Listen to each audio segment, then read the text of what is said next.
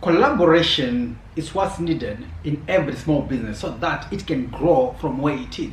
A lot of people were saying, I'll be doing this individually. You don't need to do anything individually. You need to think, you need to see, okay, what's really happening. You need collaboration, you need people from other teams. So today, my friends, I'm going to tell you 10 things which you need to do so that you can build a successful team.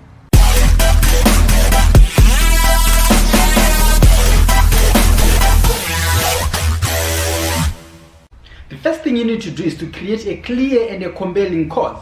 Why do you need to create a clear and a compelling cause? It's because when you bring in your team, you need to explain these things and you need to show them your aims and objectives, and they need to be in line with your mission. If they're not in line with your mission, they're doing nothing. You don't need them. So it means you are not explaining them to them clearly. You know, when you're telling people your business ideas, or when you're telling your team your business idea, or all the layout about any project you want to do, say it as if you're selling to an investor, because an investor wants to know what's needed, what's gonna come, how much money are we gonna make, how much do we have, and why do we need to work with you. So that is the thing when you are creating a cause, right? So remember, if you create it clearly, like, guys, this is the mission, what we have, this is what we have, and this is what we want to have. All these, it's selling. It makes everyone in the team come together. So remember, you have to create a clear and a compelling cause. If it's not clear and compelling, no one is going to buy it, and then you're going to be alone in your team. Usually when people talk about communication, you rush to say, okay, when I receive message, emails, or the way I speak and stuff. Oh no. So now communication on there, I'm going to define it as random movement of particles involving information, involving people. So the second thing is create communication expectation. Who is going to be doing what and who is going to be doing what, so that it all becomes a team. Because if you don't have who is going to be doing what and who is going to be doing where, the thing is going to create confusion. So you cannot build a successful team with confusion, but you can build a successful team with communication. Putting a person on a position or on a post is sort of communication, because there's going to be information is going to relate from that person to another terminal, and it's related to that, it's all going to come back to the mission of what you want to achieve as an organization. So remember, the second thing is communication expectation.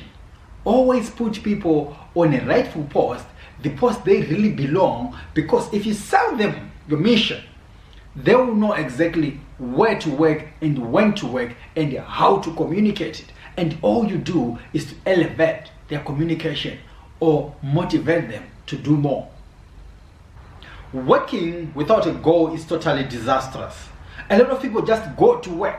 The only goal they have is to make money out of the money, but go for production they don't have. So remember, the third thing you need to focus on is to set a goal for a team. Each and every individual needs a goal, and you need to see how you can measure the statistics.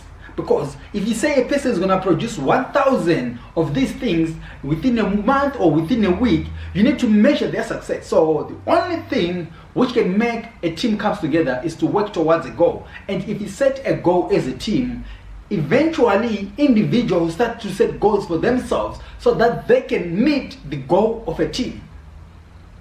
The fourth thing is to liberate the team members. So why am I saying liberate the team members? Is because of this. You know, it's so hard to make a person works in marketing. What is they don't even know how to communicate. Even they have this fear of talking to the crowd. So I don't know where you're working, but remember this. Every workplace needs to have a personality test. Okay, if you do a personality test, you really know the person you are dealing with, you know your team, who are you dealing with, and when you are designating the task to each and every one of them, it's gonna be flawless. It's gonna be so easy. Imagine a person who talks too much and you put that person in accounting. There's nothing which is gonna materialize in accounting, because the person is gonna get bored, and when they get bored, they get out of the team. They start to operate individually. So you have to put a person where he or she belongs, in line with their personalities. Because without that, you cannot have a happy team. It's not about qualifications. It's not about what a person, how many skills they have. It's about their own personality, how they can relate to a certain post and what they can do on that post. The third thing is to foster coercion between the team members. Why do you need to do that? Because every team member needs to feel the belonging, needs to feel like I'm included. So it's always good to involve each and every team member of your team to be in certain decision board making meetings or stuff, because they'll feel like they're entitled to the team. They'll feel like, oh, we are part of the group. If you don't do that and say you're gonna just make decision in 2 of your friends or 3 of your employees, the thing is gonna be like this. People will start operating individually. They'll start talking rumors. They'll start gossiping about you, and the next thing, they'll fall out of the team. And you cannot have one strong team when there are a lot of divisions, because all those cracks will make the team collapse. So make sure each and every individual of your team, they are part of decision making board for specific projects, for specific things, and so on. Very few companies allow innovation. They always are strict to their old-fashioned ways. Because this is the thing, they employ a wrong person for a wrong specific post, and that person now is in charge of a team, and that person doesn't think outside the box. They always think inside the box. They always say, what's in the box is what I'm gonna do. I don't need to do anything else. So if you bring innovation or innovative ideas to them, they will always block it. So for you to have a successful team, allow innovation. In this new digital era, innovation is what makes big brands. All these big brands, they are built from innovation. Imagine companies like Amazon, every day they are doing an experiment or something, every single day. And now their owner is worth over 200 billion. What kind of a person do you want to be? What kind of an owner do you want to be? Make sure you allow innovation at your company. There's one thing which demotivates people. If they request something from you, or you promise them something and then you don't deliver. So this is the 7th thing you need to know about building a successful team. Make sure you always keep your promises and make sure you adhere to the request. Like if someone comes to you with a request, remember we talked about innovation. They come to you with a request and say, boss, or say, oh ma'am, we have this, can we do this and this? Always honor that. Because in honoring that, it means you have a team which is looking out for you. You are not a perfect human being, and you can never have a perfect life or a perfect company. You need other people who can visualize things from a distance, and then they can come and tell you, hey, we need to fix this, we need to handle this, and we need to do this. So make sure every time when there is a request, and you say, you promise them that you're gonna look into it, look into it. If you promise them that you're gonna increase their salary, increase their salary. If you promise them that they're gonna have a half day, give them a half day. Make sure you honor the promise and the request from your companies and from anyone you have employed. How many of your workmates are your friends? If none, that's a total flank. You need to be playing with your workmates every time, weekends and stuff. Why? Socializing as workmates actually brings the company closer, because you have time for each other. You become friends.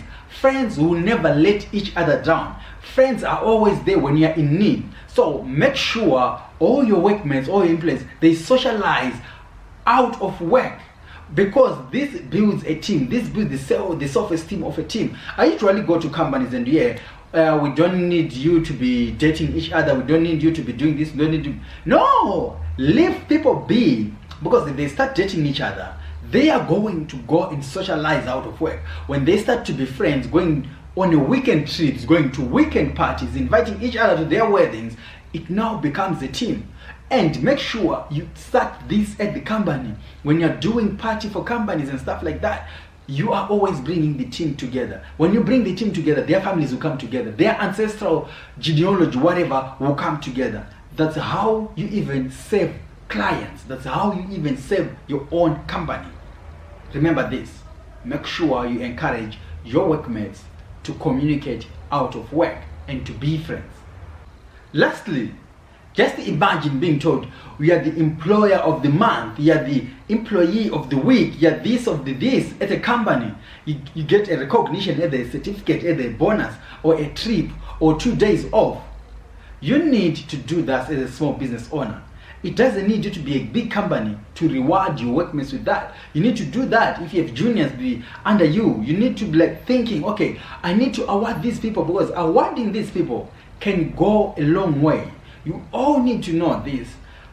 awarding your employer, awarding your employees is a good way. People think that as a junior, I cannot award a senior. You can award the senior. You can award the owner of a company.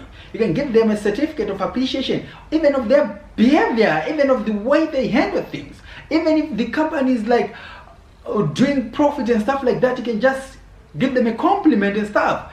All these things, they build a team. All these things, they bring the family together. And what I mean by family is because if you're a team, you become family. Because all you need is to succeed, and you want to see each and everyone succeed. And communicating as a team will bring you much closer to your goal. And the goal is easily achievable by it.